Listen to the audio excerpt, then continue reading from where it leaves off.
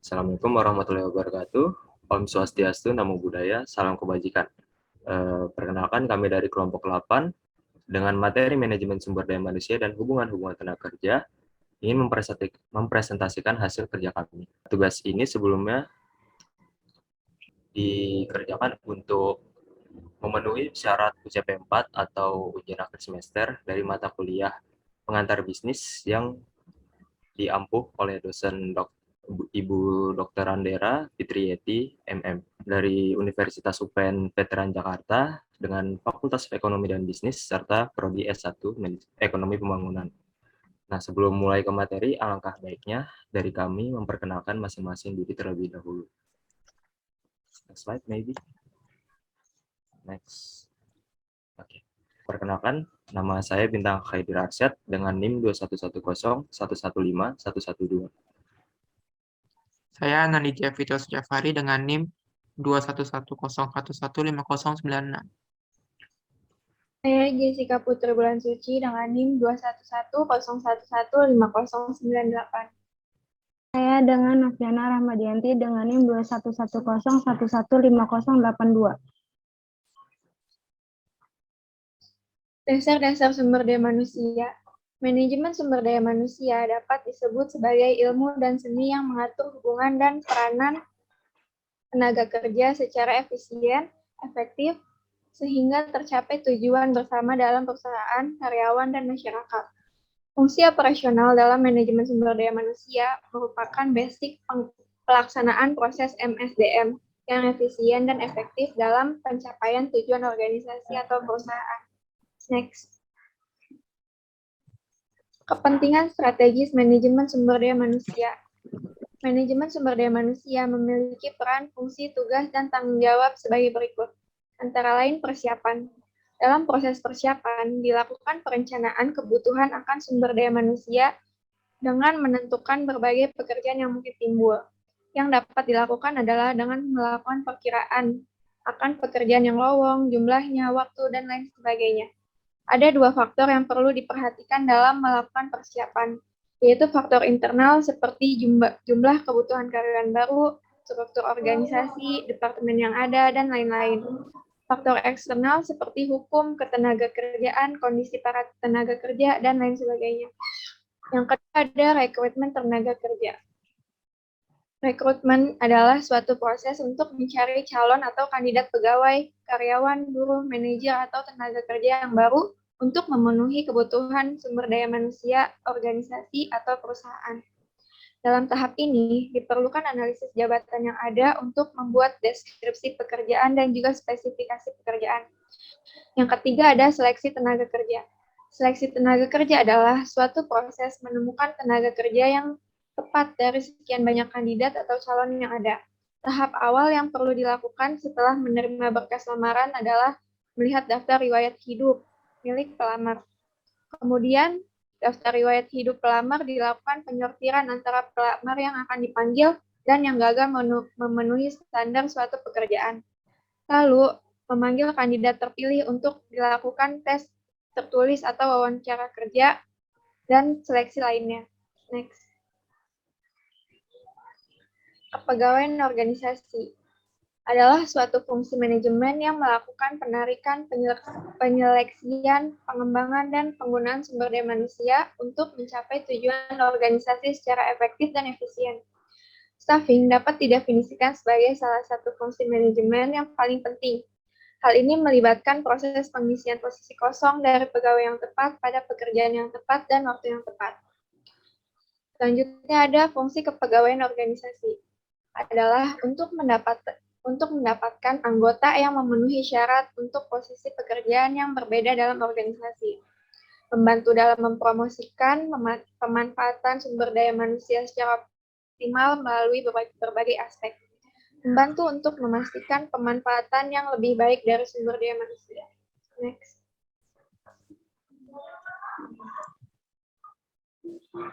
Pengembangan tenaga kerja. Pengembangan tenaga kerja ada tujuannya dan pelatihan pengembangan karyawan. Yang pertama, meningkatkan produktivitas. Yang kedua, memperbaiki kualitas. Yang ketiga, menambah skill karyawan.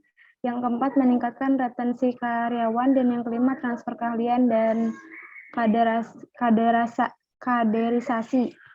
Dan yang selanjutnya ada manfaat pelatihan dan pengembangan karyawan. Manfaat yang dirasakan oleh perusahaan ketika mengadakan program pelatihan dan pengembangan karyawan adalah terwujudnya sumber daya manusia yang mampu bekerja lebih efisien, kompetitif, dan keterlibatan yang lebih tinggi dengan tempat kerja. Selanjutnya ada jenis-jenis pelatihan dan pengembangan karyawan. Yang pertama ada onboarding, manajemen risiko, manajemen keahlian, perencanaan karir, manajemen pengetahuan, pengalaman, dan diklat. Next.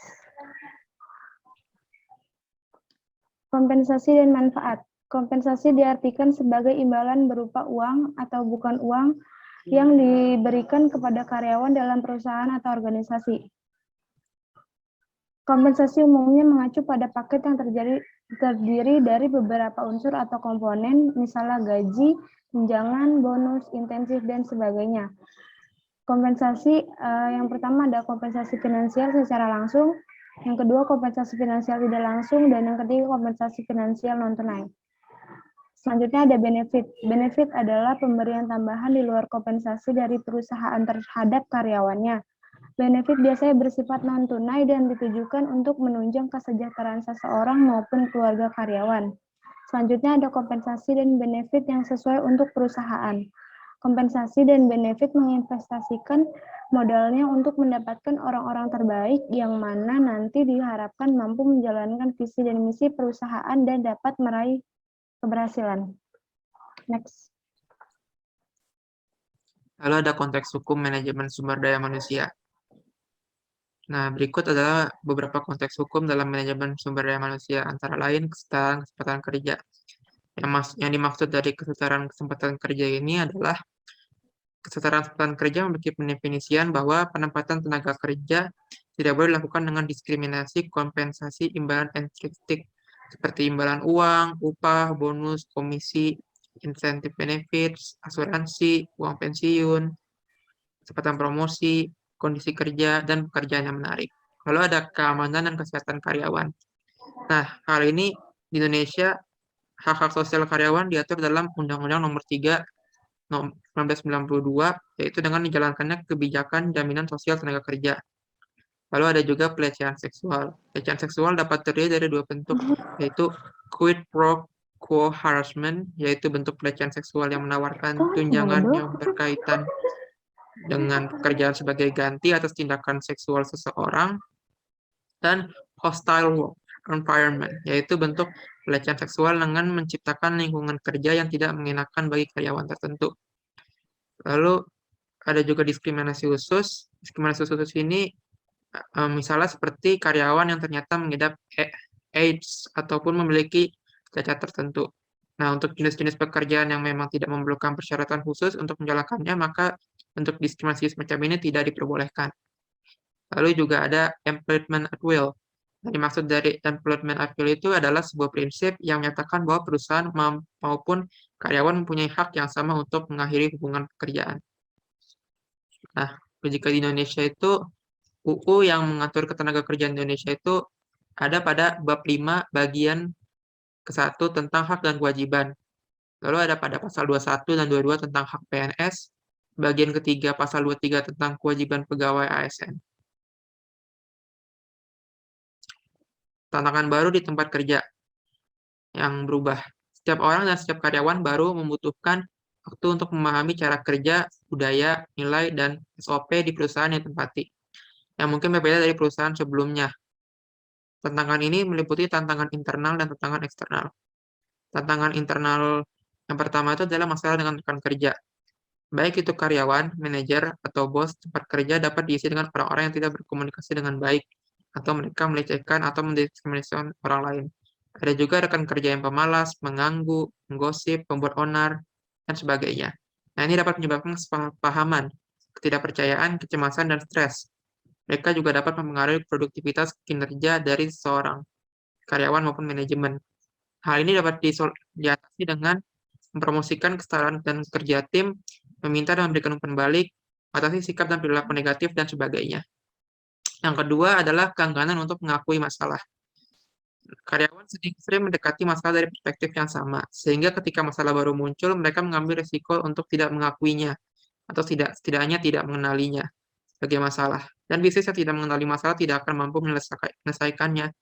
Solusi dari hal ini adalah bisnis dapat mengatasi tantangan ini dengan bersikap terbuka untuk mengadopsi perspektif baru, untuk membantu mengubah pola pikir dan melihat sudut pandang lain. Yang ketiga, adanya kurangnya integritas.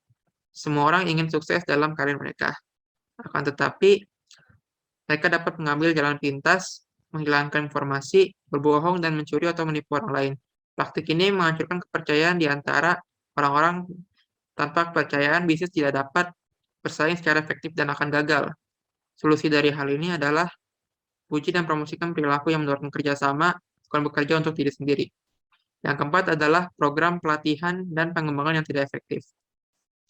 Program pelatihan dan pengembangan yang tidak efektif ini berjalan karena jadwal karyawan yang padat, tenaga kerja yang tersebar secara geografis, kebiasaan belajar yang berbeda. Solusi dari hal ini adalah dengan menyesuaikan program pelatihan dan pengembangan Anda atau dengan memberikan kredensial mikro. Nah, yang selanjutnya adalah tantangan eksternal. Tantangan eksternal ini meliputi ketidakpastian, perubahan peraturan, dan takut akan globalisasi.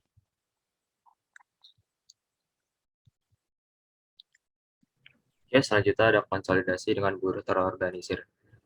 Buruh terorganisir atau serikat karyawan itu sendiri adalah organisasi para pekerja yang dibentuk untuk melindungi dan memperbaiki kepentingan sosial, ekonomi untuk para anggotanya melalui kegiatan kolektif.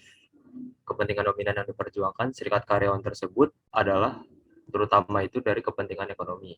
Nah, dalam bidang ini, berbagai keinginan dan permintaan akan kenaikan gaji atau upah, pengurangan jam kerja, dan perbaikan kondisi kerja adalah beberapa contoh kepentingan yang terpenting bagi serikat karyawan. Lalu ada tipe-tipe serikat karyawan dibagi menjadi 3. Yang pertama itu adalah craft unions atau serikat pekerja, yaitu serikat yang anggotanya terdiri dari karyawan atau pekerja yang mempunyai keterampilan yang sama, seperti misalnya profesi sebagai guru, supir, sebagai pengacara, dan profesi yang lainnya. Lalu berikutnya ada industrial unions atau serikat industri, yaitu serikat karyawan yang dibentuk berdasarkan lokasi pekerjaannya. Serikat ini terdiri dari para pekerja yang tidak berketerampilan ataupun memiliki keterampilan yang ada dalam suatu perusahaan atau industri tertentu. Yang terakhir adalah mixed unions atau serikat campuran, yang dimana serikat karyawan ini mencakup para pekerja terampil, tidak terampil, dan setengah terampil dari suatu lokal tertentu, dan tidak memandang dari industri manapun, alias mixed unions ini gabungan antara craft unions dan industrial unions. Lalu di sampingnya itu ada struktur serikat karyawan. Yang pertama adalah serikat pekerja lokal.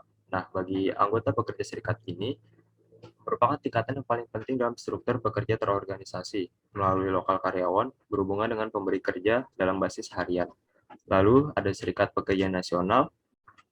Serikat pekerja nasional ini adalah tingkatan yang paling kuat dalam struktur serikat pekerja, yang terdiri dari serikat-serikat pekerja lokal yang terikat dengan setiap serikat pekerja itu sendiri yang memberikan dukungan finansial kepada serikat pekerjanya berdasarkan ukuran keanggotaannya.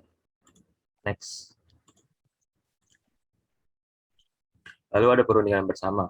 Pengertian dari perundingan kerjasama ini adalah proses perwakilan serikat pekerja atau representatif dari kelompok yang bertemu dan bermaksud untuk merundingkan atau negosiasi suatu perjanjian yang mengatur hubungan dari kedua belah pihak. Dalam kerangka serikat karyawan dan manajemen, perundingan kolektif merupakan proses negosiasi antara pihak karyawan yang diawali oleh serikat karyawan dengan pihak manajemen untuk menetapkan syarat-syarat hubungan kerja. Perundingan kerjasama sendiri mempunyai 3 fungsi, antara lain itu menyusun dan merevisi peraturan kerja melalui negosiasi perjanjian atau kontrak kerja yang ingin dibuat dan disepakati. Yang kedua itu melaksanakan hasil perundingan kerjasamanya. Lalu yang terakhir ada membentuk sebuah metode penyelesaian perselisihan selama masa berlakunya kontrak. Nah, tipe-tipe perundingan kolektif ini dibagi menjadi 2. Yang pertama itu ada perundingan tradisional mengenai distribusi benefit seperti tentang upah, gaji, PHK, ataupun hak-hak manajemen dalam kondisi kerja. Yang kedua itu adalah perundingan integratif yang berhubungan dengan berbagai masalah timbal balik dari kedua pihak. Lalu yang terakhir adalah faktor-faktor yang mempengaruhi dalam perundingan kerjasama, antara lain yaitu dari cakupan perundingannya sendiri, yaitu banyaknya buruh yang akan terkena hasil perundingan atau dampak dari suatu perjanjian tersebut. Apakah berlaku untuk para karyawan dalam suatu departemen, divisi, perusahaan, ataupun seluruh karyawan dalam suatu industrinya. Yang kedua adalah tekanan-tekanan perundingan serikat karyawan. Seperti contohnya yaitu melakukan strikes, pemogokan, lalu melakukan pemboikotan terhadap suatu perusahaan jika terjadi sesuatu. Yang terakhir, yang ketiga, ada peranan pemerintah, yaitu peran pemerintah ini adalah sebagai peran penengah antara serikat karyawan serta dari pihak perusahaan, yang mana peran pemerintah ini adalah untuk menyelesaikan berbagai masalah hubungan kerja mereka. Intervensi ini paling tidak dalam bentuk perundang-undangan dan peraturan di bidang perburuhan. Lalu yang terakhir ada kesediaan perusahaan. Kesediaan perusahaan ini berunding secara terbuka dengan serikat karyawan yang ditentukan oleh kemampuan atau kekuatan perusahaan, filsafat, gaya manajemennya, dan kemungkinan pengguna alat-alat yang berkaitan dengan aktivitas kinerja dari perusahaan tersebut. Oke, next. Sekarang ada studi kasus. Jadi saya akan membacakan studi kasus ini terlebih dahulu. Dilansir dari liputan6.com, Presiden Konferensi Serikat Pekerja Indonesia, atau disingkat KSPI, perwakilannya Said Iqbal mengatakan bahwa buruh meminta Hakim Mahkamah Konstitusi atau MK untuk membatalkan Omnibus Law atau UU Cipta Kerja. Saat ini uji formil UU Cipta Kerja sedang berlangsung di MK dengan sidang lanjutan terhadap permohonan KSPI yang akan diselenggarakan oleh MK pada 25 Agustus 2021. Dalam sidang tersebut, kata Said Iqbal, buruh yang tergabung dalam KSPI akan melakukan aksi di 1000 pabrik yang tersebar di 24 provinsi. Bentuk aksinya adalah buruh keluar dari pabrik tapi masih tetap di lingkungan perusahaan. Dalam aksi nanti, para buruh akan mengibarkan bendera merah putih dan membentangkan spanduk berisi 3 tuntutan. Pertama, batalkan Omnibus Law, UU Cipta Kerja. Kedua, tingkatkan vaksin, turunkan angka penularan COVID-19. Yang ketiga, cegah ledakan PHK. Ketiga, diberlakukan UMSK 2021.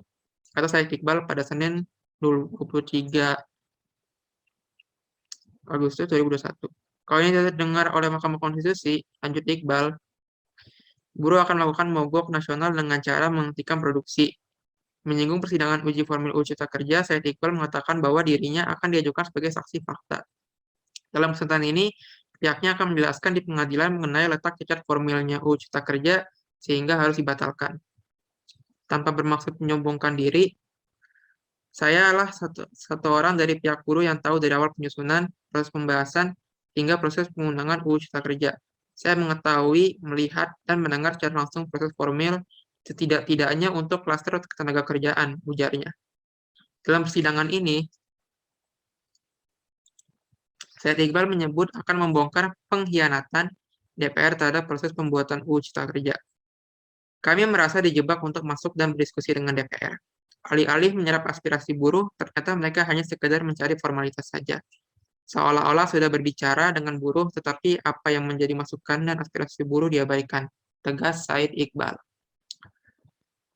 Nah, dari kesimpulan dari studi kasus ini, kita bisa menyimpulkan dari berita studi kasus di atas, bahwa setiap regulasi yang ditetapkan meskipun sudah sesuai dengan peraturan undang-undang yang berlaku, buruh atau pekerja masih memiliki hak mereka untuk menyuarakan dan menuntut hak-hak yang harus didapatkan oleh buruh. Maka, untuk membela dan memperjuangkan hak tersebut, buruh menyuarakan agar kebijakan Omnibus Law tidak disahkan. Buruh menganggap bahwa hal tersebut sangat memberatkan buruh. Sekian, terima kasih dari kelompok 8. Wassalamualaikum warahmatullahi wabarakatuh.